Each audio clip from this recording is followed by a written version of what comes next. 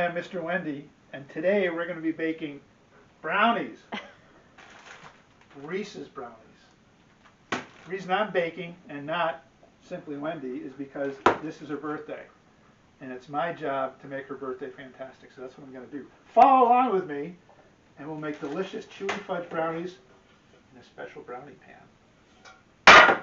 Scene! So the first step is to get your reading glasses, because if you're an old fart like me, you can't read anything up close anymore.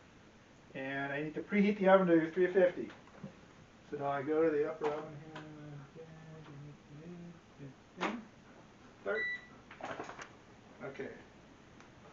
And then I need to grease the bottom of the pan. So I'll be right back.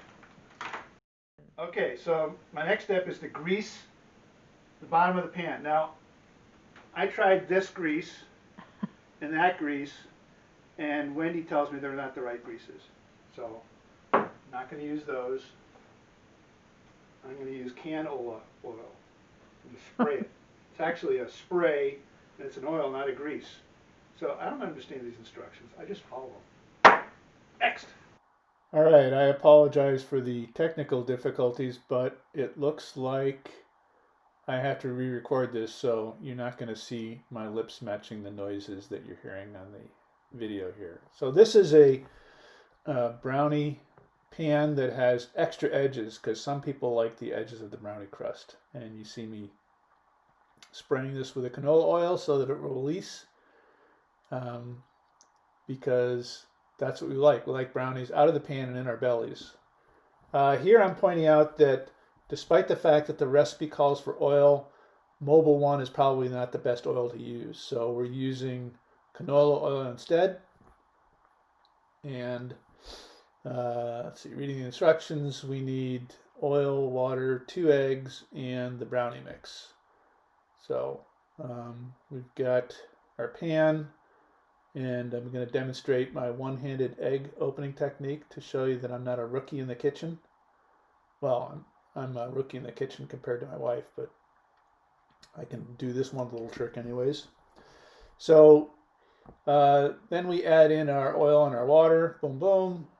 We open up the brownie mix without trying to splatter it all over the kitchen, sometimes a challenge.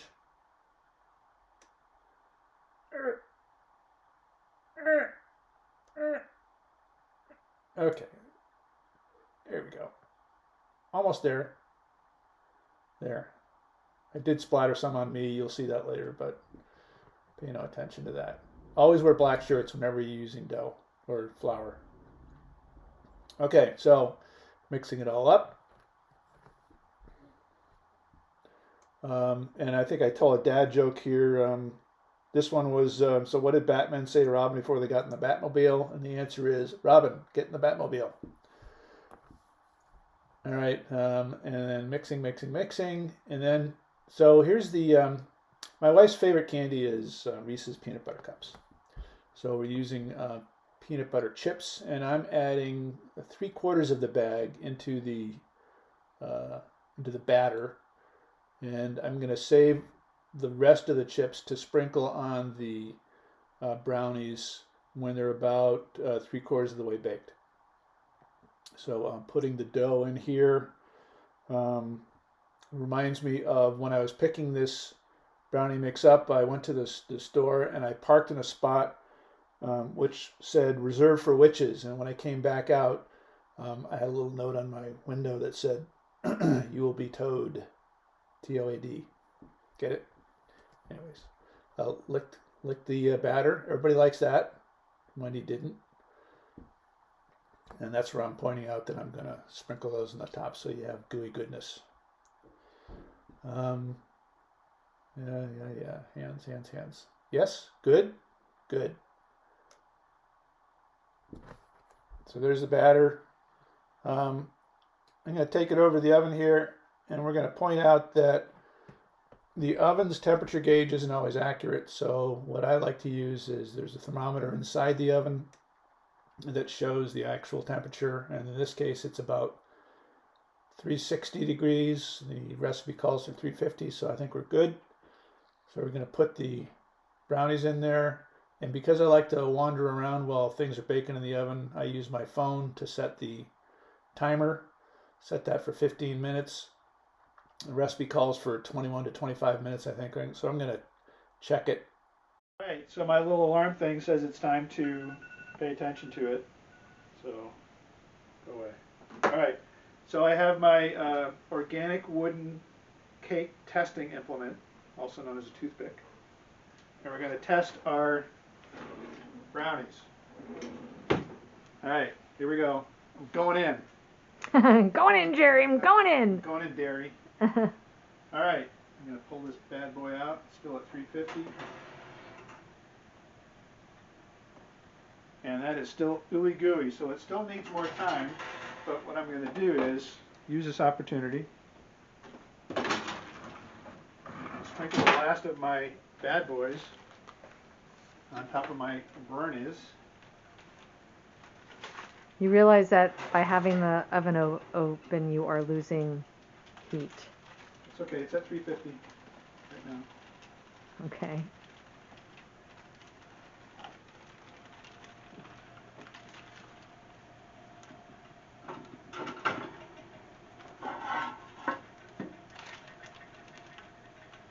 Don't touch the hot things. The hot things hurt. All right, expertly spread, realigned, repositioned.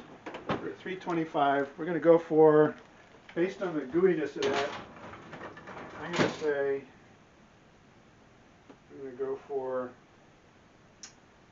5 minutes. What does your box say? How long do the brownies have to bake? It doesn't have a diagram for that. Well, what's the normal? Well, it says there's 3 different pan sizes, so hold on.